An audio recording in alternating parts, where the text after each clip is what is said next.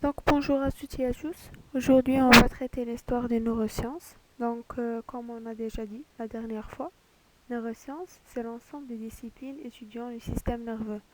Donc ce sont la neurobiologie, la neurochimie, la neurohistologie, la neuroanatomie, la neuropharmacologie, la neuropsychologie, la neurolinguistique, la neuropathologie, la neurologie, la psychiatrie, etc. Donc les neurosciences cognitives dessine le domaine de recherche dans lequel sont étudiés les mécanismes neurobiologiques qui sous-tendent la cognition, perception, motricité, le langage, mémoire, raisonnement, émotion. C'est une branche des sciences cognitives qui fait appel pour une large part des neurosciences à la neuropsychologie, à la psychologie cognitive, à l'imagerie cérébrale ainsi qu'à la modélisation. Dès le Mésolithique, il y a environ 11 000 ans, l'homme s'est mis à pratiquer sur le crâne de ses congénères des opérations euh, chirurgicales à l'aide de scies de silex, les trépanations. La pratique, la pratique se développa partout en Europe.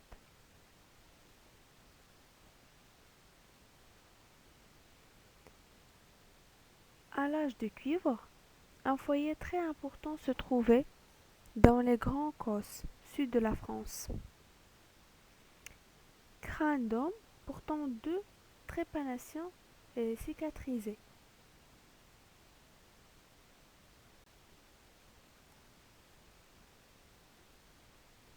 Buste de Peter Paul Rubens en 1638, c'est le père de la médecine Hippocrate et reste associé à la découverte du rôle du cerveau dans les fonctions mentales.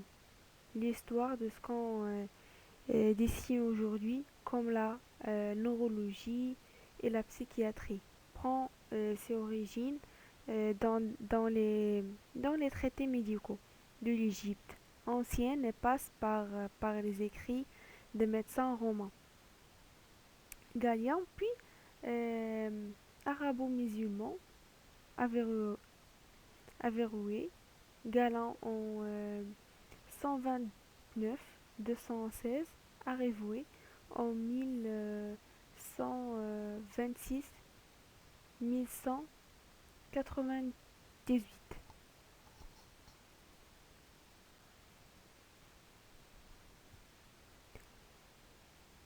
Donc, René Descartes en 1596 jusqu'à 1650, les travaux de Descartes annonceront une époque de progrès scientifique qui établiront un pont entre la psychologie, l'anatomie et la psychologie, avec des conséquences très directes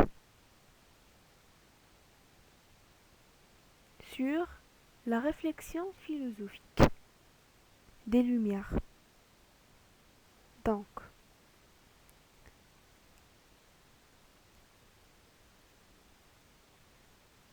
un pont entre la psychologie et l'anatomie, avec les conséquences très directes sur la réflexion philosophique des Lumières.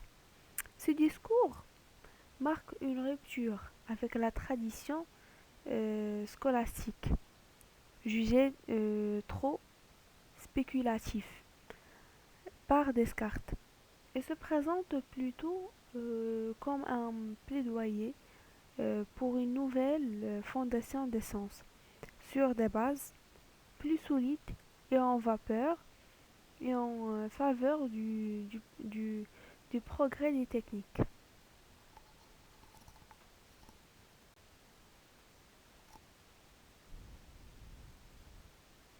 Porter un portrait de Luigi Calvani en 1737 jusqu'à 1798,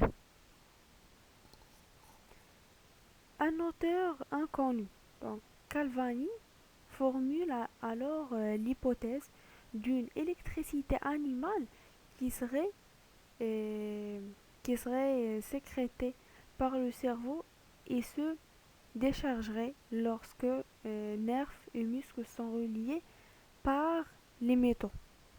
D'accord.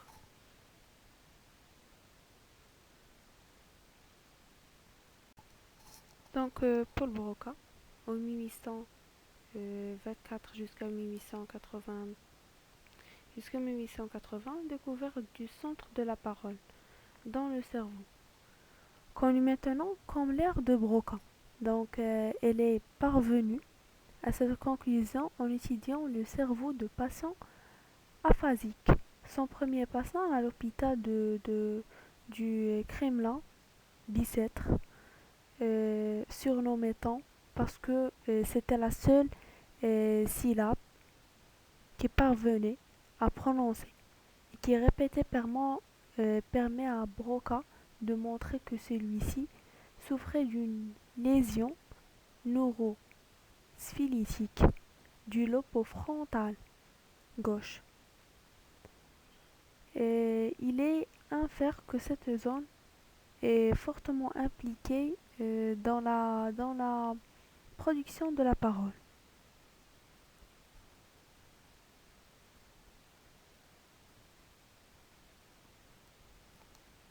Descente de neurones du descente de neurones du cerveau de Piaget par Santiago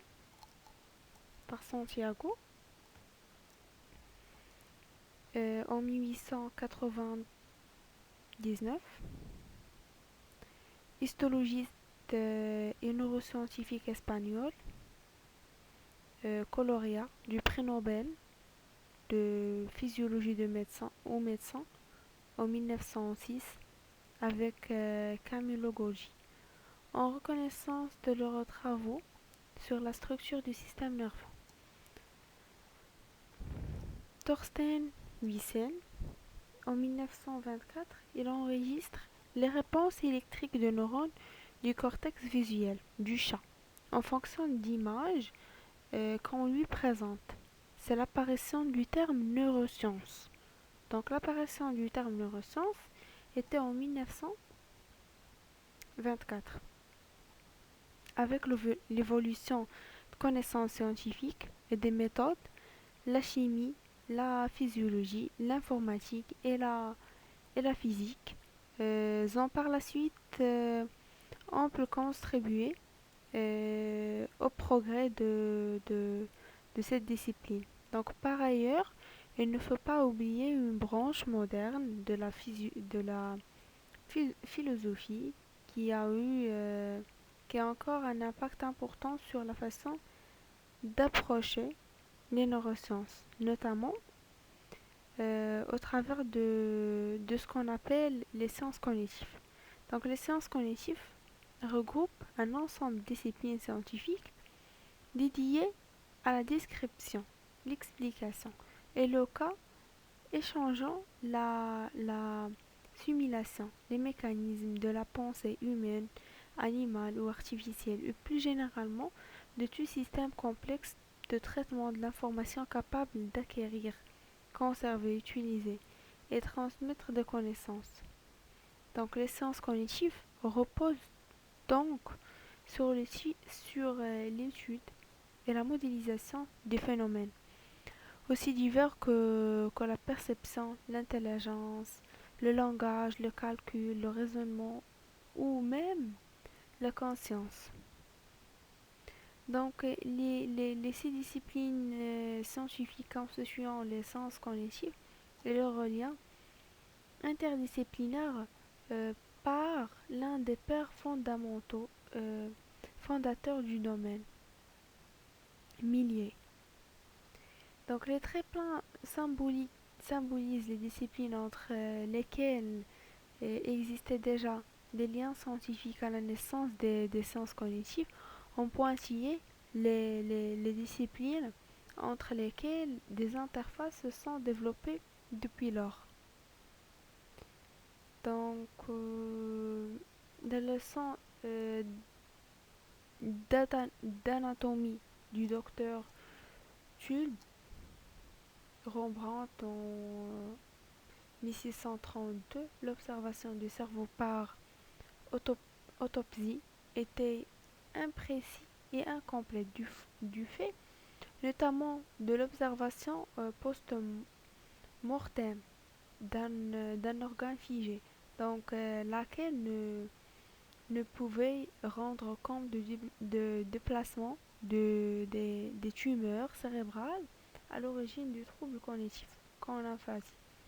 Donc les difficultés à constituer des échantillons de gens normaux, quelle importance accorder au genre, à l'âge, à l'absorption de tel ou tel produit. Donc difficultés liées à la conception des tâches.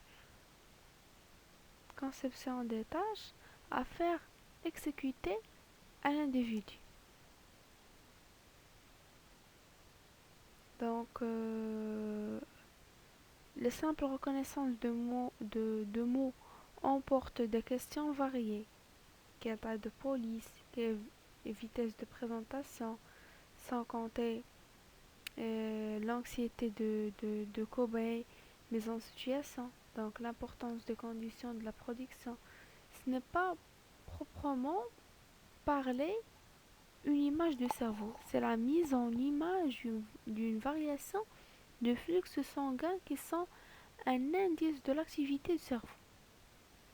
L'activité même ne peut encore être mesurée qu'avec des électrodes plantées directement dans le cerveau par exemple.